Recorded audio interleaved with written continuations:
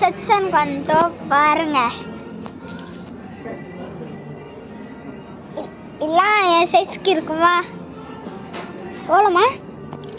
வா 550. 550. ஆமாம் இது பாருங்க நல்லா கம்மியான ரேட்ல இருக்கான். ஐயோ பாப்பா மாட்டுடா. இது பாருங்க